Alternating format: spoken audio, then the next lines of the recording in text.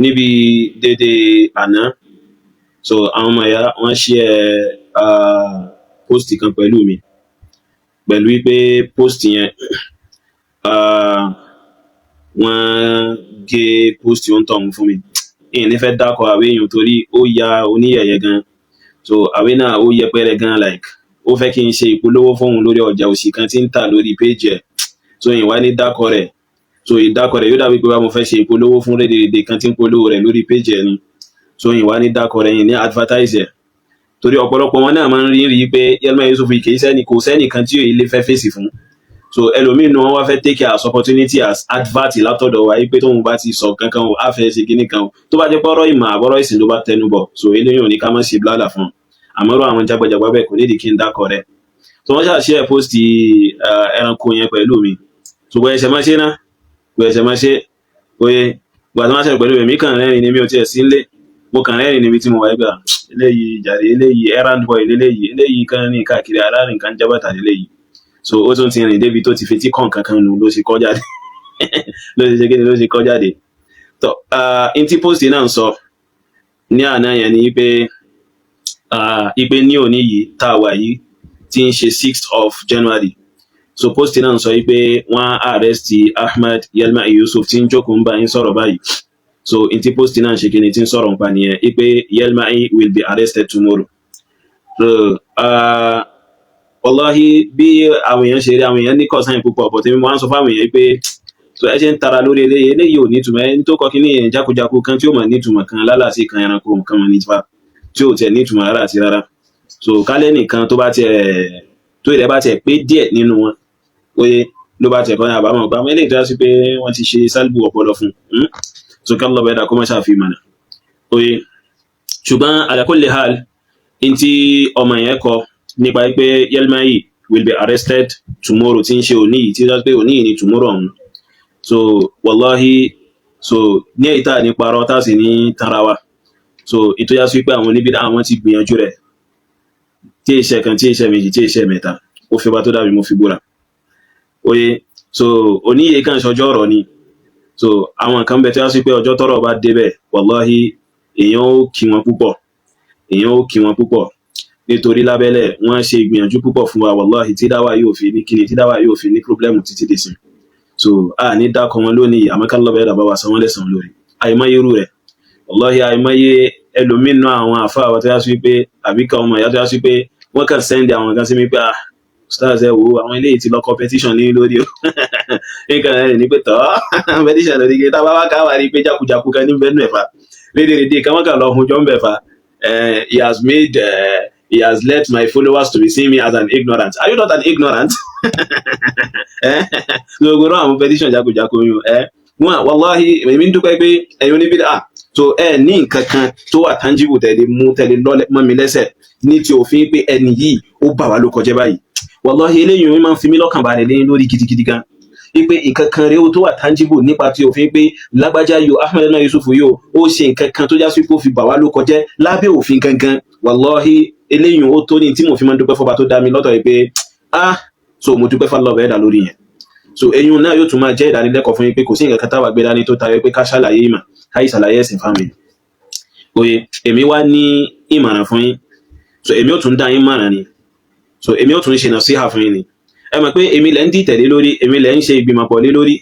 oye so èmi lẹ́ ń ṣe gbogbo àwọn jágbàjàgbà wallahi ẹ máa nílẹ̀ sùn àtẹ́wà mọ̀ wọ́n ṣe ń ṣe lẹ́yìn ó tayọ bá ṣe ń sọ yìí fa Allah bẹ́ẹ̀ dáwọ̀ kan fún wọn ṣe ni wallahi lazim Allah bẹ́ẹ̀ dáwọ̀ fún wọn ṣe ni oye so àmọ́ èmi ò ṣe nàṣíhà fún yín so èmi ò ṣe nàṣíhà fún yín nàṣíhà tí mo fẹ́ ṣe fún yín yìí wallahi yóò wúlò fún yín púpọ̀ tẹ́ bá lè gbọ́ ibi tí àǹfààní ó wà fún yín jù nìyẹn àmọ́ ṣe rí gbogbo àwọn àyàníyẹ́ òfò àwọn játijàti òṣì tẹ́ ń bá káàkiri yìí Yelma will be arrested tomorrow Yelma will be kìnnìkan tomorrow petition has been submitted against Yelma yìí káì tẹ́ rí gbogbo àwọn nǹkan tẹ́ ń ṣe yun tẹ́ bá mọ irú àǹfààní tí kìnnì yìí ń ṣe fún wa ní máa ṣe má nínú àwọn àǹfààní tí nǹkan yẹn ń ṣe fún èmi pápá jùlọ èmi yìí ni pé gbogbo àti mo bá ti gbọ́rù kìnnì yìí sí etí ìgbà yún léegun tèmi máa ń le pé ẹ̀yin oníbídíà ẹ̀ tún dáràn ẹ̀ tún fún wa ní bí pé bá ẹgún wa ní abẹ́rẹ́ kan tàtún fi ní strength àti tún dótì yín lọ́rùn pé àníṣe àwọn èèyàn ó rà sí rí ìbàjẹ́ àti aburú yín so lára àǹfààní tí tẹ́ máa ń ṣe yẹn lára àǹfààní tí máa ń ṣe fáwa nìyẹn o lára ìwúlò tí máa ń ṣe fáwa nìyẹn oye torí ẹ̀ mo ṣe sọ pé mo gbọ́dọ̀ ṣe nàṣíhà fún yín ẹ má ṣe nǹkan yẹn mọ́ torí intẹ́ ń ṣe yẹn ń fún àwa lágbára sí ni intẹ́ ń ṣe yẹn ń kí àwa láyà sí ni ń tún build wa like ó tún build confidence wa so pàápàá jùlọ irú ẹ̀dẹ̀ tá lọ́bẹ̀ ẹ̀dà dẹ́mi ni pé èmi máa ń fẹ́ kí n rẹ́ni tí ó ta mí láyà ẹni tí ó challenge mi so láti ilẹ̀ wá bí lọ́bẹ̀ ẹ̀dà ṣe ṣẹ̀dá mi nìyẹn so I love facing challenges kódà tí n bá rẹ́ni challenge mi gan mo máa ń fẹ́ wá lọ́ngbà tí mo wà ń kéke oye lọ́bẹ̀ ẹ̀dà wa bá wa darí ẹ̀ padà wá síbi kéwà àti kápẹ́pẹ́ síbi ojú ọ̀nà rẹ̀ intẹ́ ń ṣe yẹn yàtọ̀ sí wípé kò sí òdodo lórí gbogbo jágbàjàgbà tẹ́ ń bá káàkiri yẹn oye mùjárọ́dù wípé ẹ̀kan gbìyànjú rẹ̀ ẹ̀kan ṣe kíní ká gbogbo àwọn àyà ní òfò àwọn játijàti òsì pàǹtí tẹ́ ń kó káàkiri yẹn oye ẹ̀ tún fi ń build the confidence tiwa ni ẹ̀ fi ń fún wa láyà oye ẹ̀ fi ń fún wa láyà wípé ká tún máa ṣe kíní yìí so ń fi hàn wá wípé orí dáadáa la wà oye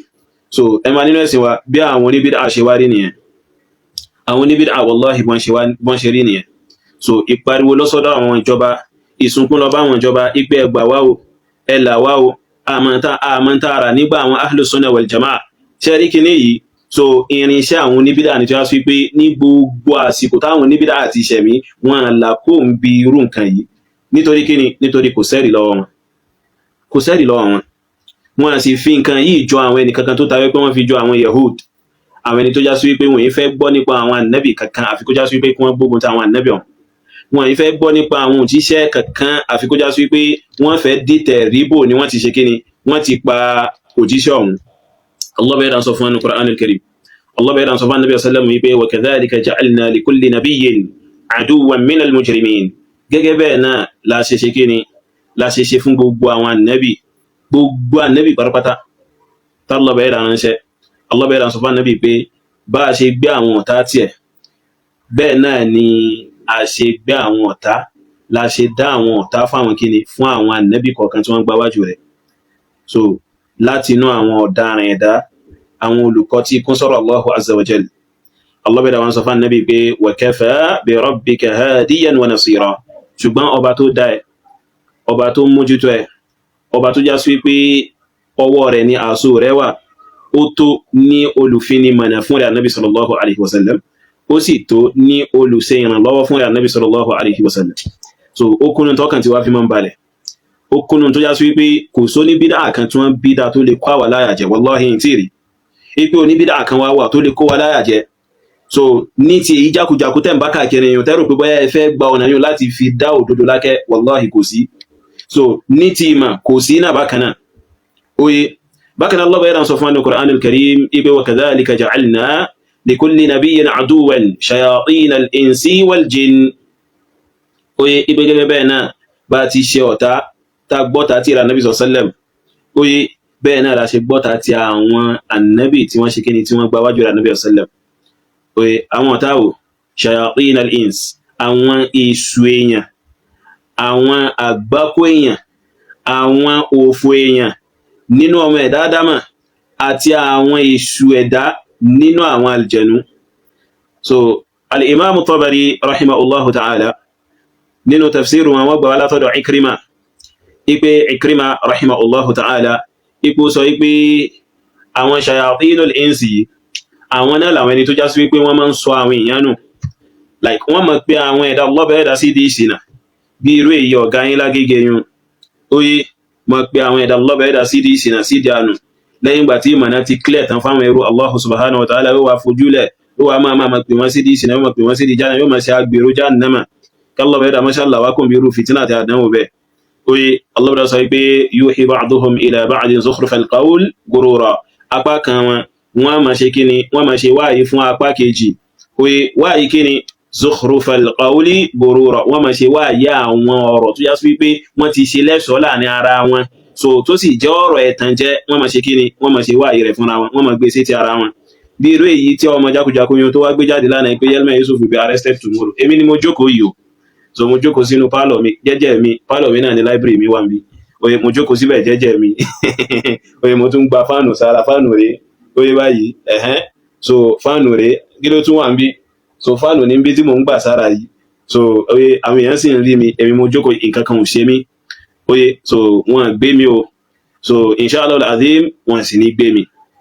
so bí iznillah oye so torí èmi ò ṣe nǹkan kẹtẹ́ nìkan lè fi gbé mi the only thing tẹ́lẹ̀ ṣe òun náà ní pé kẹ́kàn ṣe jàmbá tẹ́wárí jàmbá yòó tẹ́ bá wá ṣe oye àwọ̀ tún ṣe kí ni àwọ̀ tún ṣàdúrà fún yín ni nítorí pé kí ni àwa mọ̀ yìí pé n tá gbé dání n tó já sí wípé àwọn alágbàákó èèyàn bíi tí ń gbọdọ̀ fẹ́ dìde sọ wípé káwá bá ṣe dá wọn lọ́nà nígbà tí ò sẹ́ẹ̀rí so ń tà mọ́ ni àwa náà ti mọ eléyìí tẹ́lẹ̀ so torí ẹ̀ kò lè jẹ́ tuntun sí wa àmọ́ àwa kàn lè gbìyànjú wípé òkè so ká di rànkómi wa mọ́lẹ̀ ká sì gbára lé Allah subhanahu wa ta'ala tá bá ti ṣe yẹn nǹkan tó lọ́bàá yẹ́dà bá wá padà ní kó kàn wá nínú àdánwò àmọ́ pé a ti ṣe ìgbìyànjú wa a sì fi yòókù lé Allah yẹ́dà lọ́wọ́ oye so ama wallahi eléyìn ò wá lè dá ìsọ òdodo dó torí ẹ̀lẹ́mí náà ṣe kọ́ padà lánàá ipe in tó kéré jù táyọ̀ níbi dáa lè ṣe òun náà ní kẹ́ sọ pé Yelma Yusuf wọ́n arrest ẹ̀ lọ́la in tó wá tóbi jù tó ga jù tẹ́lẹ̀ dánwò òun ní kẹ́ sọ pé Yelma Yusuf wọ́n pa lọ́la oye so àti ìkíní kejì ẹ ní kápá lórí rẹ̀ in tọ́lọ́bẹ̀ ẹ̀dà bá ní yóò ṣẹlẹ̀ òun náà ní yóò ṣẹlẹ̀ kò wá tán yín báyìí so ẹ wá bá wa sọ̀rọ̀ pẹ̀lú ẹ̀rí ẹ má jẹ́ kó sú yín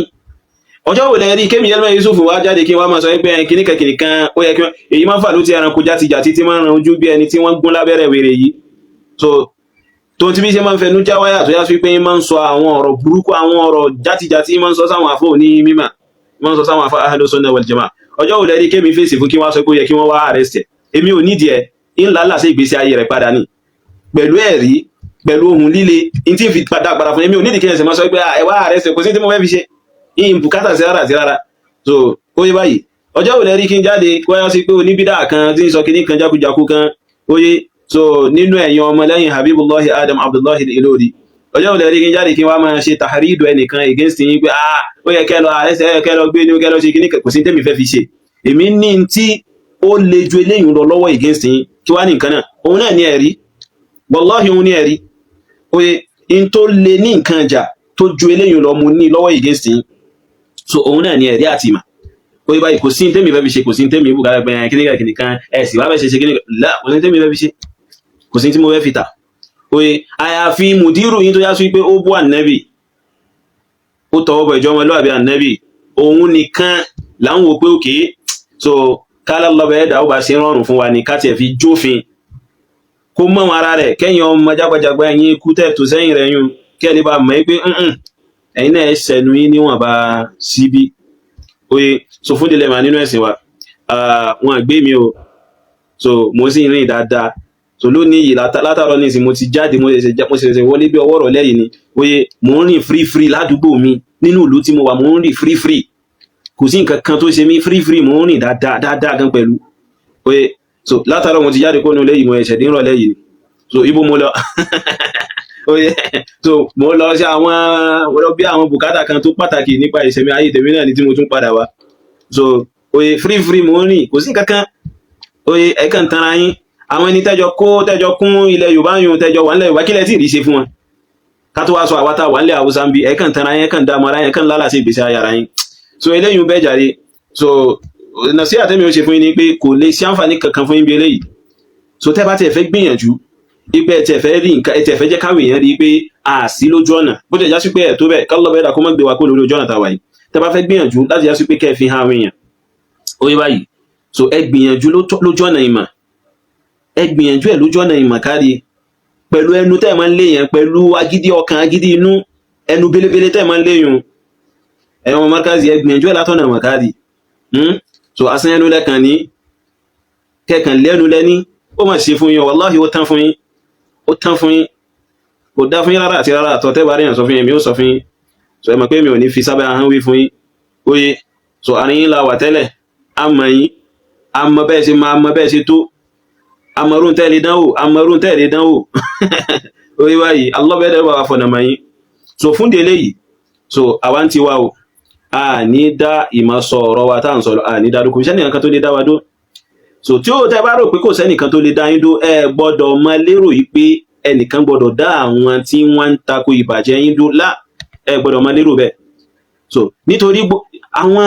ọ̀dọ̀ ìjọba tẹ́ ń sá lọ gan tí gbogbo yẹn níjọba òkò ni àti wípé ṣé ẹ rò pé ìjọba ya òpònú bíi tiyín ẹ rò pé kàn lọ sọ́dọ̀ ìjọba ẹ wá dictate tí ìjọba ó ṣe ẹ wá dictate ẹ fún ìjọba ò mọ táwọn ṣe àbí ẹ̀yin lẹ́sẹ̀ wá sọ fún ìjọba yìí pé kìnnìkan so tẹ́ bá fẹ́ máa dán gbogbo àwọn jágbàjàgbà yín wò oye ẹ kúkú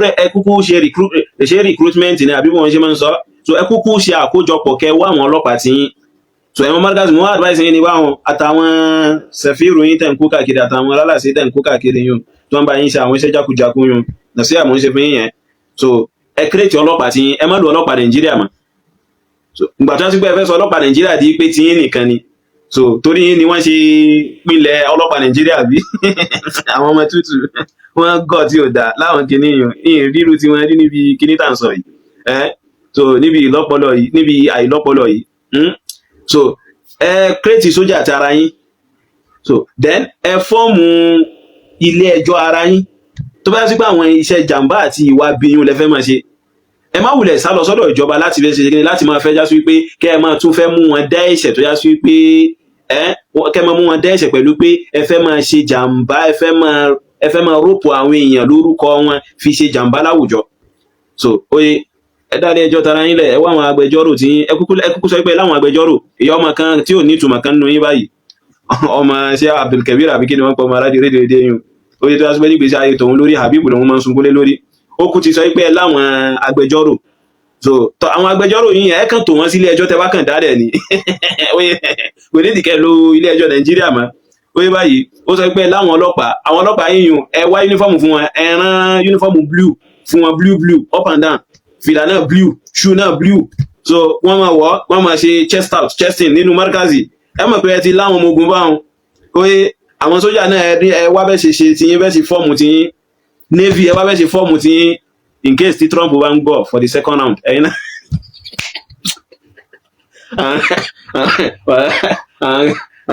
àwọn kìíní wọn gbádùn rárá àti rárá, so fún délé ẹ̀wọ̀n markazi ẹ kàn sí mi kawai àtàwọn oníbídí àyókù ẹ kàn sí mi kawai, oye ẹ kàn sí mi náà ìrẹ́ mọ́fà ló ti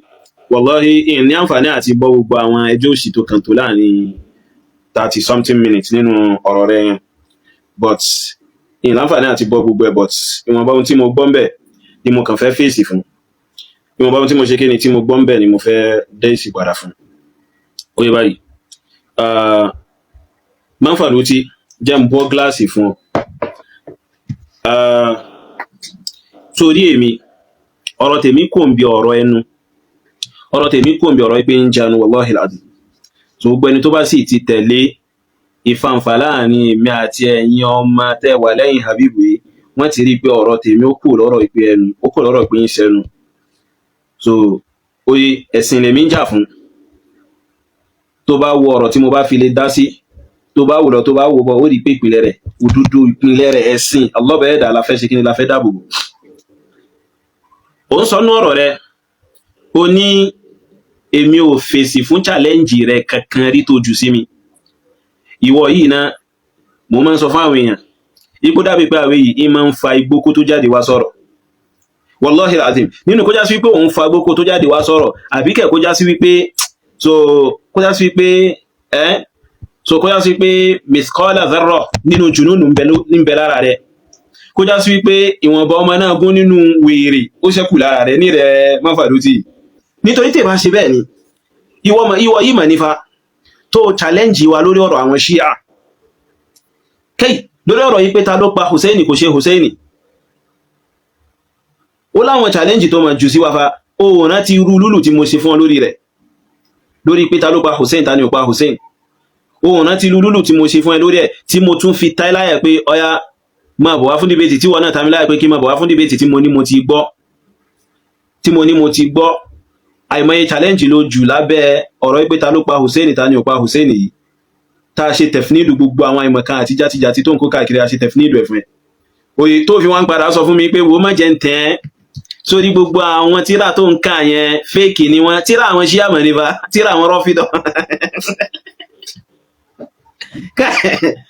irú àwọn ẹ̀dá wo làwọn eléyìí báyìí lè ṣe káì,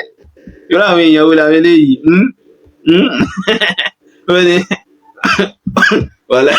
wọ́n fàdú tí ó ní fake làwọn tíra yẹn nífa gbogbo alágbọ́ nígbà yẹn, so eléyìí ọ̀tọ̀ challenge mi ọ̀tọ̀ nìyẹn lágbèrè yẹn tó ṣe jákújákú tó dáa ní máa bọ̀ wá ń bí àwa náà ń wá irú àwọn nǹkan báyìí náà tẹ́lẹ̀,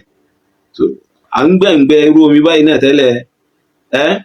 bẹ́ẹ̀ lọ bẹ́ẹ̀ dà lè lọ ẹ́ sábà bí láti fi tú àwọn Shia láti rí tayọ báyìí, torí a pè wọ́n fún munazara lórí orí nǹkan àríkẹ́ni kankan nínú wọn kó jáde ó sákò ń belé yùn. Nínú àwọn in tí ó máa fi hàn yí pé ìmọ̀ kó já sí pé òun fagbó kó tó jáde wá sọ̀rọ̀, àbíkẹ́ kí ìwọ̀nba ọmọ náà gún nínú junun kó ṣẹ́kù lára rẹ̀, nínú wèrè kó ṣẹ́kù lára rẹ̀, nínú tí ó fi hàn ní pé nítorí pé o fẹ́ create challenge láti fi challenge wa pẹ̀lú ọpọlọ ọmọdé tí ń bẹ lórí rẹ̀ tó fi ń rò yí pé bọ́yá ànájú tó ìmọ̀ tó ń sọ lọ́jọ́ kan yí pé èmi ń pe ummul walad yí pé èmi ń pe ní ìyá ọmọ mọ́ tó ṣe ni. So nínú èdè Lárúbáwá ipa kan fẹ́ sọ èdè Lárúbáwá tá bá sọ pé ummul walad aw ummul walad in tí ó túmọ̀ sí pé ìyá ọmọ, àmọ́ ummul walad yìí ó ní ìdájọ́ míì tó bá ti di ipe awọnú fẹ́kẹ̀ oye. So tó bá ti di pé awọnú fẹ́kẹ̀ ó ní ìdájọ́ míì ó sì ní àlàyé ó sì ní àwọ̀rọ̀ tó wà lórí rẹ̀ oye báyìí. So tọ́ in wá ń rí ìfà sí ummul walad níbí báyìí, ó ń rí ìfà sí in tí ń rí ìfà sí as ummul walad níbí báyìí òun náà ní àlàyé tí fíkú tá ń ṣe kiri tá ń sọ yìí oye. Ó wá sọ pé tẹ́mi bá bá ummul walad pàdé pé èmi ó tú sí ìyá ọmọ àbí bẹ́ẹ̀ kọ́ nǹkan kan bẹ́ẹ̀, òun ní hun o kò síbi kankan tí mo ti sọ̀rọ̀ débi mas'ala yìí, mas'ala fiqhiyya yìí tó ní ṣe pẹ̀lú kíni pẹ̀lú ummul walad tó já sí wípé ẹrú náà ni ẹrúbìnrin náà ni, àmọ́ tí olówó rẹ̀ tó bá lájọṣepọ̀ tó wá bímọ fún olówó rẹ̀ látara ìlájọṣepọ̀ yẹn tó wá já sí pé wọ́n máa mú ìdájọ́ mi yàtọ̀ sí àwọn ẹrúbìnrin mi yòókù. So kò síbi kankan tí mo ti sọ̀rọ̀ débi mas'ala yìí rí o. So mọ́fà ló ti sí ìhun ń sọ sí mi lẹ́nu, wọ́n fi ń ju challenge sí mi kankan bẹ́ẹ̀ mo sì dá lóhùn lórí rẹ̀.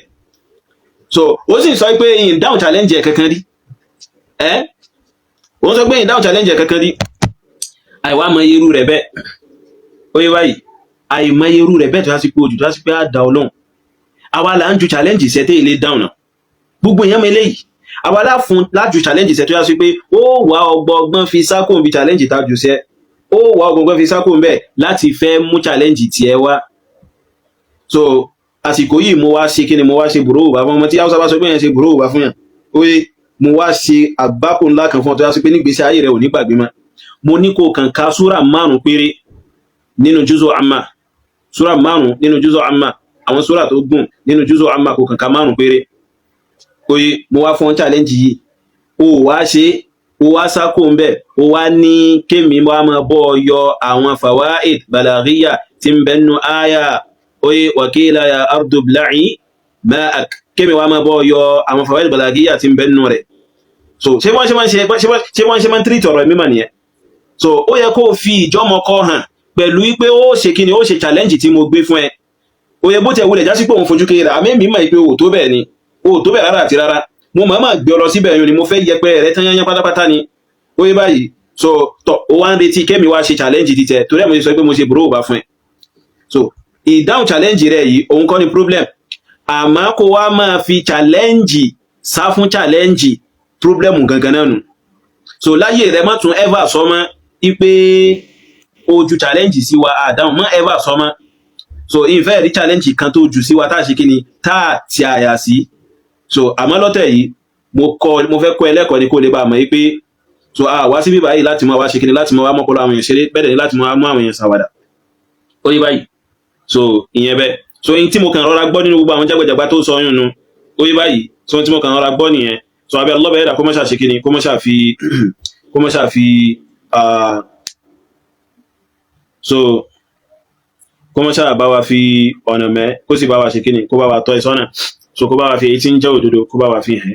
So bí a nínú ẹ̀sìn wa so nípa update arrest mi ni mo kàn fẹ́ wá sọ̀rọ̀ nípa o. So abẹ́ Allah bẹ̀rẹ̀ dà kó mọ́ṣá bá fọ̀nà mọ́ àwọn kíní wọ̀n wọ̀nyí so wọ́n ti rí nìyẹn. So gẹ́gẹ́ bí Ibn al-Qayyim rahimahullahu ta'ala oye tí ń bá ṣì gẹ́gẹ́ bó ṣe sọ nínú nùníyà rẹ̀ ó ní la yafza'una ila ad-dalili wa innama fil ajzi yafza'una ila sultani aw fil ajzi mafza'uhum aw mafzi'uhum ila sultani. Ibn al-Qayyim rahimahullah ó ní àwọn oníbídà àwọn aládàádálẹ̀ la yafza'una ila ad-dalil ní rí wọn kún máa sá lọ síbi ọ̀rọ̀ ẹ̀rí tọ́rọ ìmọ̀ bá ti wà nílẹ̀ ní rí wọn kún máa sá lọ síbi ọ̀rọ̀ ẹ̀rí, wọn ní máa sá lọ síbi ẹ̀rí, wọn ní máa sá lọ síbi evidence oye. Ibn al-Qayyim sọ pé wa innama fil ajzi ṣùgbọ́n o níbi tí wọ́n bá ti kágara tí wọ́n bá ti rí pé angu táwọn bá yín lọ yìí àwọn ò ní ẹ̀rí kankan táwọn lè fi mú ọ̀rọ̀ wọn, táwọn lè fi mú ẹsẹ̀ táwọn lè fi ìdí ọ̀rọ̀ wọn múlẹ̀ o in tí wọ́n ṣe ni pé yafza'una ila sultani aw mafza'uhum ila sultani. So ọ̀dọ̀ àwọn alágbára ni wọ́n máa sálọ, bí àwọn governor, bí àwọn president àti bẹ́ẹ̀ bẹ́ẹ̀ lọ. Ibi tí wọ́n máa sálọ nìyẹn, bí wọ́n máa sálọ sílé ẹjọ́, wọ́n lọ hun irọ́ kan mọ́yàn lẹ́sẹ̀, wọ́n lọ dágbákò kan, wọ́n lọ dá síyàn lẹ́sẹ̀, gẹ́gẹ́ bí àwọn aṣíwájú wọn ṣe ṣe kó tó dòní. Bẹ́ẹ̀ náà ni wọ́n ṣe ṣe fún Ibn Taymiyyah rahimahullahu ta'ala. Àwọn náà ni wọ́n dìtẹ̀ mọ́. Ibn Hajar al-Asqalani rahimahullahu ta'ala in sọnù tírà rẹ̀ kan ipe àwọn oníbídà àsìkò Ibn Taymiyyah rahimahullah ipe wọ́n dìtẹ̀ rẹ̀ pẹ̀lú ipe wọ́n lọ ń tu ẹjọ́ rẹ̀ fún àwọn alágbára àsìkò wọn, láwọn ẹni tí wọ́n jẹ́ adarí àsìkò wọn. Oye, so wọ́n rúpù ẹ̀, wọ́n sọ oríṣiríṣi nǹkan, so wọ́n kì wọ́n nínú, kí wọ́n fi sẹ́wọ̀n, bẹ́ẹ̀ dẹ̀ ni kí wọ́n pa àti bẹ́ẹ̀ bẹ́ẹ̀ lọ. Oye báyìí, àwa mọ irú rẹ̀ bẹ́ẹ̀ náà wọ́n ṣe fún Imam Ahmad rahimahullahu ta'ala. Oye, so lórí mas'ala khalqil Qur'an. Oye báyìí, so fún eléyìí ò ṣe tuntun, kò jọ wá lójú. So kẹ́kàn máa wá ṣe ìbàjẹ́, kẹ́ máa ṣàbúrú, kẹ́ wá rò pé bóyá nǹkan tó dá lẹ gbé dání. So eléyìí ò dẹ́kun pé káwọn èèyàn máa ṣe kíni, kí wọ́n máa sọ̀rọ̀. Tẹ́yìn bá tọ́kùn níbẹ̀ ṣe pera yín, tẹ́ bá tó bẹ́ẹ̀ ti pera yín, tẹ́ bá jẹ́ bẹ́ẹ̀ ti pera yín, so kò yẹ kẹ́ ẹ̀ tẹ́ bùkátà sí gbogbo àwọn nǹkan yìí. So ká níbẹ̀ ti pera yín lẹ bá jẹ́ gangan, kò sí tẹ́fẹ́ fi gbogbo àwọn pàǹtí yìí ṣe náà. So imagine èmi Yelma Yusuf, èmi kékeré yìí náà, èmi bíntín yìí náà fa. Oye, èmi bíntín yìí náà fa. Kẹwàá mọ lálàsí káàkiri. Kẹwàá mọ lálàsí káàkiri. Àní ẹlòmíì, ìkan ti ẹ̀ pè mí lọ́jọ́ kan nù wọn. Fọ́dà pa Amẹ́ríkà ni aláìmọ̀kan yín wà. Ó pè mí lọ́jọ́ kan nù, mọ́ tó ṣe ni. Ó ní security agency lòun ní Amẹ́ríkà, pé wọ́n ti submit fáìlì petition mi sí ọ̀dọ̀ àwọn. Mo kàn rẹ́rìn ní pé ṣé àwọn kò yí rò pé alùkò ni? Tó rò pé alùkò ni? So ṣé Amẹ́ríkà ni ó wà gbé mi ni? Àti Amẹ́ríkà lẹ́ti wá. Wàhálà. So nínú àwọn lẹ́yìn Habibu náà ni o, nínú àwọn supporter Habibu náà ni o. Oye, wàhálà ẹ̀ kò fó gan. Tó bá yọ sí pé eléyìí òun lẹ́bàá rí ní nǹkan jà, tẹ́mọ̀ fi jà láti fẹ́ establish pé ẹ̀yin lẹ wà lórí òdodo, wallahi, so òfìfo lẹ gbé dání, òfìfo gbà òun lẹ gbé dání. Mo ń bẹ Allah bẹ̀rẹ̀ dà fún yín kó jẹ́ kẹ́ lè ronú pìwàdà. So ìrònú pìwàdà yín kìí ṣe kó bá kẹ́ mọ́ bá máa sọ pé ẹ fẹ́ ṣe gbogbo àwọn nǹkan yìí o. Oye, àmọ́ nítorí kẹ́ lè bá mọ̀nà, kó lè bá wúlò fún yín láyé bàtà kìyàmà. So yẹn ni wọn bá wọn tá sọ bí Allah bẹ̀rẹ̀ dà kó má ṣàṣe dára fún wa, kó sì fẹsẹ̀ wọn lórí òdodo. Bẹ́ẹ̀ ni kó dáàbò bò wá kó ń bi aburú àwọn aláburú, bẹ́ẹ̀ ni kó ń bi ìbàjẹ́ àwọn oníbàjẹ́, bẹ́ẹ̀ ni kó ń bi fìtínà àwọn onífìtínà. Oye báyìí, so àbí Allah bẹ̀rẹ̀ dà kó má fi wá, kó má fi ṣe àdánwò, kó má sì fi wá ṣe fìtínà fún àwọn ọ̀tá rẹ̀, bẹ́ẹ̀ ni fún àwọn ọ̀tá ẹ̀sìn rẹ̀. Ìwà nínú ẹ̀sìn wa, barakallahu fikum wa jazakumullahu khairan. Gẹ́gẹ́ bá ti sọ nínú tó yá sí pé àlè mójú kó ń bẹ́ẹ̀ ni àlè fojú kéré, òun náà ni ìgbìyànjú táwọn ọmọ yàwá lẹ́yìn ọlọ́jọ́ kan òjọ̀ kan, so tí wọ́n ń ṣe fún wa lórí fundraising tá à ń béèrè fún, tásọgbà fẹ́ fira ilẹ̀ fún lékíwú àti fún mọ́sálásí, láì sọ pé ilẹ̀ náà lọ fún 14 million naira, alhamdulillah. Báyìí a ti fẹ́ klọ́ọ̀kì 7 million naira pẹ̀lú àṣọba dẹ́dà. So a ṣì wà lẹ́nu ẹ̀, a sì ń tẹ̀síwájú lórí ẹ̀, so títí tí ó fi ṣe kíni, tí ó fi dé ohun tí a bùkátà sí. Àròyìn tálọ́ bá yẹ́dà bá ṣe ìgbàláyè fún nínú arziki, ipe kẹ́ má ṣàbá wa ṣe kíni, kẹ́ má ṣàbá wa gbìyànjú, kẹ́ má ṣàbá wa dá sí. So kẹ́sì bá wa ṣe kíni, kẹ́sì bá wa support ìgbìyànjú yìí nítorí ti Allahu azza wa jal. So fẹ́ni tó bá fẹ́ bá wa dá sí, oye, sticker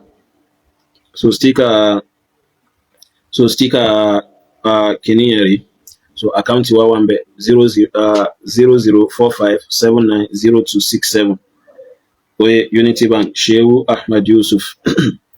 So mo máa tún kọ sí abẹ́ comment section náà 0045790267. Lórí èyí tá ń gbà yìí gan, kò fẹ́ ní ìbánilókọjẹ́ tí wọ́n ti ṣe fún yàtọ̀, àmọ́ eléyìn ọ̀kan wá rárá àti rárá. So èmi ní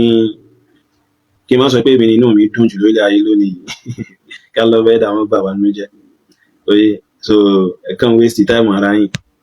So Shehu Ahmad Yusuf 0045790267. Shehu Ahmad Yusuf. Oye, kí Allah bẹ́ẹ̀ dà kó má ṣàbá wa san gbogbo wa ní ẹ̀san olóore. Oye báyìí, wọ́n ṣàbá wa san gbogbo wa ní ẹ̀san olóore. Barakallahu fikum.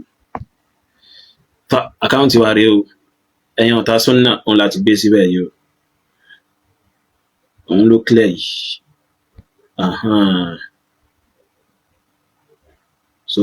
àkáǹtì wa nìyẹn so ṣe rí ìgbìyànjú yìí nípa ti ilé kéwà àti mọ́sálásí yìí so láti bí 2024 òun ni mo ti ṣe dísáìnì òun mo ti ṣe dísáìnì kìíní yìí kalẹ̀ oye báyìí so fáwọn ẹni tán bá rántí àti 2024 ni mo ti ṣe dísáìnì yìí kalẹ̀ nípa pé tọ́lọ́bà ẹ̀dà bá ṣe rọrùn fún mi láti yá sí pé kí n gẹ́ẹ̀tì ilẹ̀